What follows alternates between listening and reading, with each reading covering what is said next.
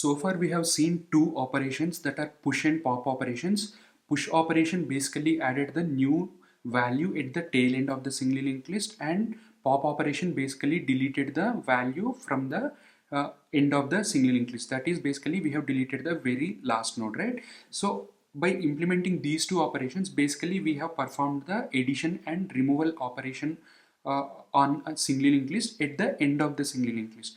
What if we have to perform the similar operations on the beginning of the singly linked list? That is, if I have to add a new value at the beginning of the singly linked list, or if I have to remove the value from the beginning of the singly linked list. Now let's get on to implementing such functionalities. So the functionality which basically adds new value in front of the singly linked list is basically nothing but a unshift operation. So as part of unshift operation, what we will exactly do is we will take the value from the user and we will basically create the node object with the value that user has given, and we will make sure that this node is getting added at the beginning of the singly linked list.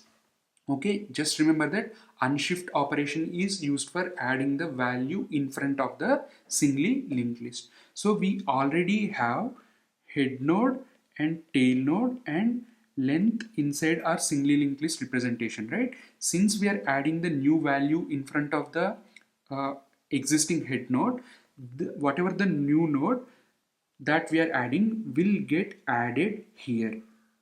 Okay, so we have to make sure that whatever the remaining singly linked list is available already, we have to make sure that we are keeping the track of the next pointer of the existing head node inside the new node that we are adding. Okay, so that is a simple shift operation. That means we will basically add the new value in front of the existing head node of a singly linked list. So what all are the different cases that can come while performing the unshift operation, right? Obviously the first case is when the singly linked list is empty. When the singly linked list is empty, right, whatever the head comma tail that we are maintaining, they both will be equal to null or none based on our programming choice of implementation. If we are simply implementing it with Java or JavaScript, we are maintaining null in head and tail, and we are maintaining none in head and tail if we are choosing a Python based implementation, right? So since I'm making this course as a programming language agnostic course, so I'm trying to explain it for all the languages here. And inside the length, we are having 0.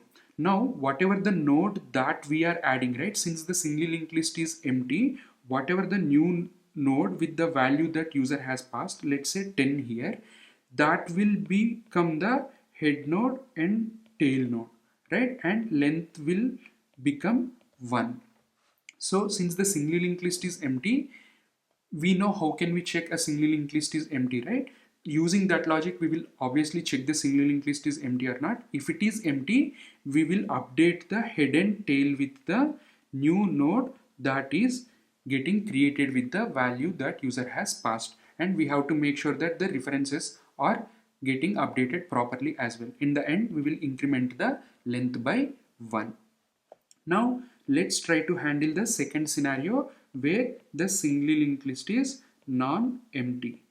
That means that we have certain number of nodes available inside the singly linked list. Now our aim is to add the new node in front of the singly linked list. That means we will have to add the new node in front of the head node that we are maintaining. Let's assume that in that case the singly linked list has some, let's say 3-4 nodes available inside the singly linked list, right? And we have the head node and we have the tail node. Let's say 10 code and true are the values that are present inside the singly linked. Now let's assume that user has given one string by the name, let's say false. Okay, now our aim is to insert this false or perform unshift operation using that false in front of the existing head node. That means false, we will create the object, right? So we will create the node object, and inside the false node we have to have the next, right? And that next we will update it with the existing head node of the singly linked list. In that way, we are not losing the remaining singly linked list that we already have. So we have to make sure that the next of the newly added node is getting updated with the reference of the head node. Okay, because head node is the next node of the false, because we are adding a new node in front of the singly linked list. And if you observe here, right, whatever the head node 10 that we had earlier, this will no longer be the head node of the singly linked list. So the head node will be the newly added node on a singly linked list. So we have to update the head to the newly added node on a singly linked list. And we also have to make sure that the length also getting incremented by 1. Okay, we have to increment the length by 1, because after all we are introducing a new value into the singly linked list. Okay, these are the two scenarios that can come when we are performing the unshift operation. Okay, when we tried performing the push operation, we tried adjusting the tail end because we are adding the new value at the tail end of the single linked list. Now we are trying to perform the new node addition operation in front of the head node. So we have to make sure that the necessary changes are being tracked inside the head node and tail node and length appropriately according to the case that we have discussed. Okay, so that is how we perform the unshift operation. Now we have seen the different cases that could arise when we are performing the unshift operation, right? According to that, let's write the pseudo code for the unshift operation.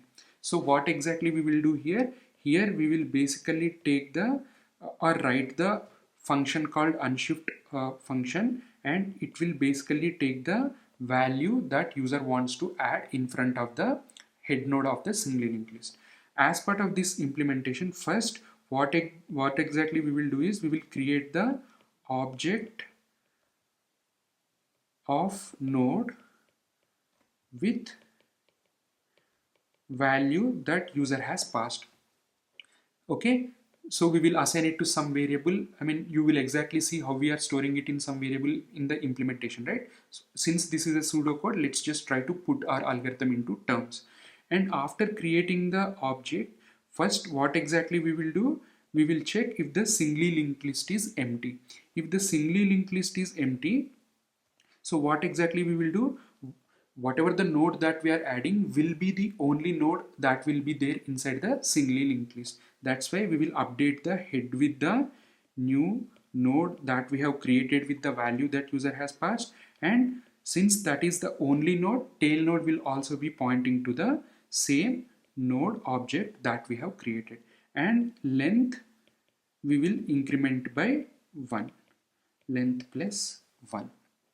In the end, we will simply return the new node object. Okay, because that is the node that we are adding. Otherwise, what you can do is you can also return the head node which contains the new node that we have added as well.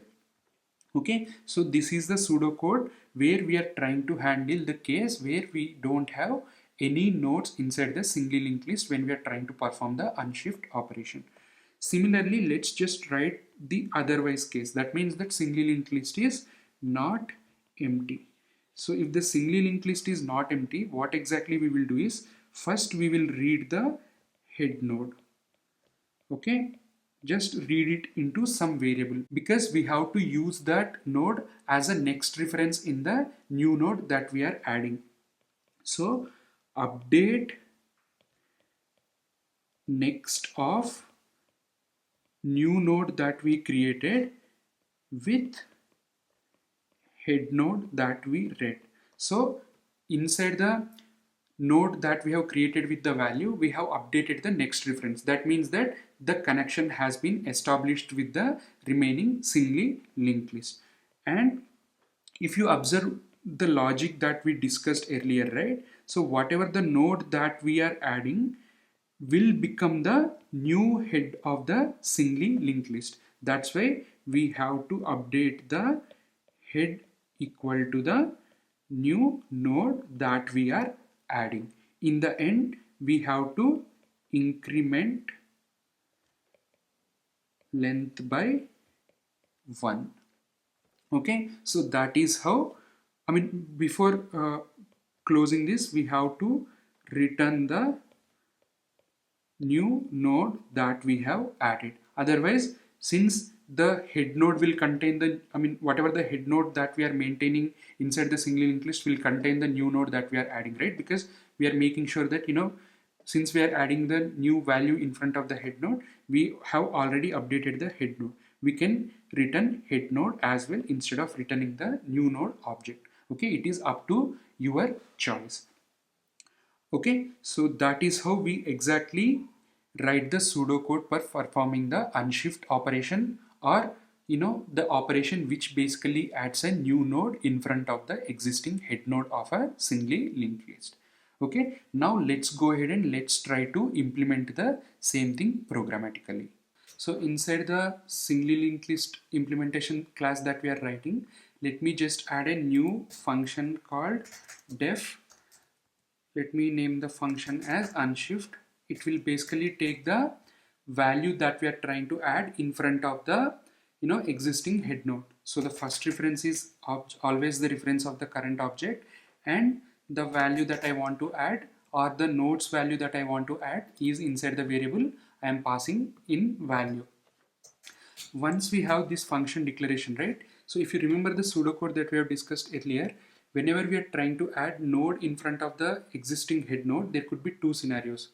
Either the node that you're trying to add could be in a linked list which is empty, right? And the second scenario could be where you're trying to add a new node into, or new node at the beginning of head node of the single linked list, where we have more than one node in the single linked list. If we can write the code which will support these two cases, we will be able to perform the unshift operation clearly.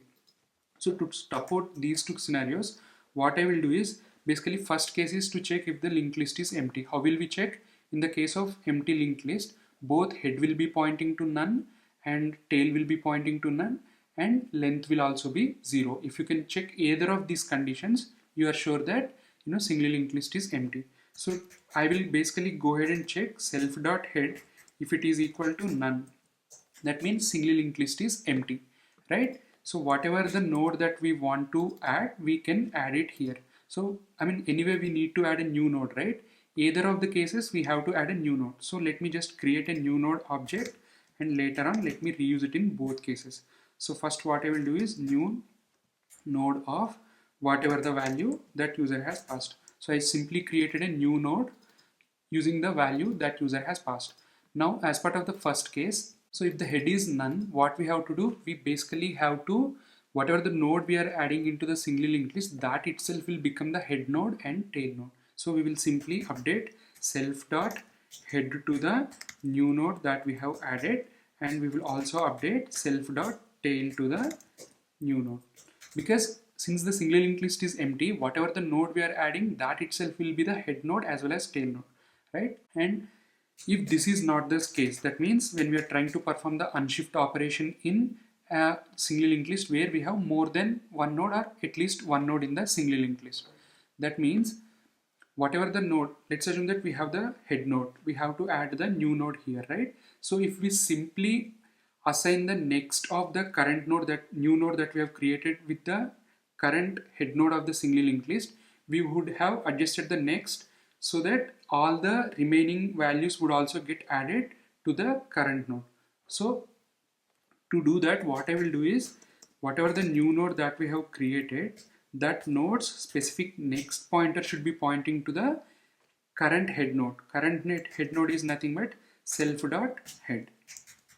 Okay, now we have successfully connected the remaining singly linked list to the new node that we have created. That means we have successfully added the new node in the beginning of the singly linked list. But whatever the node that we have added is the head node of the singly linked list. We have to update it that. So self.head should be pointing to the new node that we have created.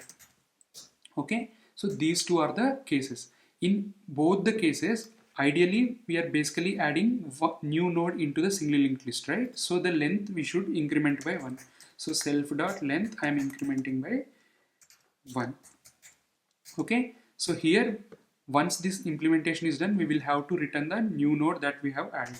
So the new node that we have added is this new node value, or you can say self.head also, because self.head is nothing but the new head of the single linked list is nothing but the new node that we have added with the value that user passed. So we'll simply return either new node, or you can also return self.head. Okay, either of these are, this is correct answer. Okay, now let's go ahead and let's try to call this function and see if it is actually working fine for the both scenarios. Okay, let me just comment out these pop functions.